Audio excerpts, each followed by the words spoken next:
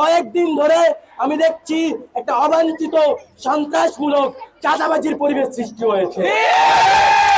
আমি দেখছি কিছু কিছু লোক আওয়ামী সন্ত্রাসদের পুনর্বাসন করছে। আমি বলতে চাই, আমি এই কোর্ট চত্বরে দাঁড়িয়ে বলতে চাই, আওয়ামী সন্ত্রাসদের জনসম্মুখে ফাঁসি না হলে ছাত্র সমাজ, ঠাকুরগাঁয়ের ছাত্র সমাজ এই রাজপথ ছাড়বে না।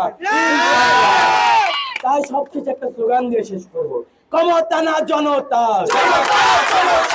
আমাদের যে আন্দোলন ঠাকুরগাঁয়ে হয়েছিল সুষ্ঠুভাবে হয়নি, আমাদের উপর হামলা হয়েছে, ফুটেজ আছে, সব ধরনের আমাদের কাছে ডকুমেন্ট আছে। এই আন্দোলনের পর থেকে আমাদের যে যারা আমরা এখনো চলাফেরা করতেছি, আমরা বিভিন্ন হুমকির মুখে এখনো চলাফেরা করতেছি।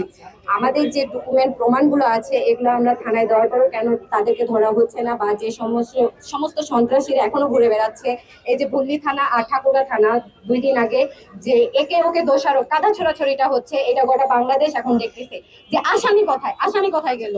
এই বিষয়টা যেমন দেখেন, আসামি কোথায় গেল? আসামি কি আমার বাড়িতে গেছে, আপনার বাড়িতে গেছে? না, এই বিষয়গুলো জনগণের মধ্যে তো মানে কে দিচ্ছে? পুলিশ প্রশাসনই তো দিচ্ছে। তাহলে আমাদের যে বোনরা ধর্ষিত হচ্ছে 5ই আগস্টের পর থেকে, তাহলে আমরা তাদের বিচার এখন অবধি পাচ্ছি না।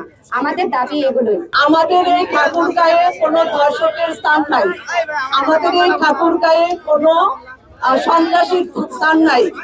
ঠিক আছে, তোমাদের সাথে আমি আছি, তোমরা এভাবে রাস্তা বন্ধ করে না, তোমরা আসো, যে কোনো সময় আসলে কিন্তু আমি কথা বলি, তাই না?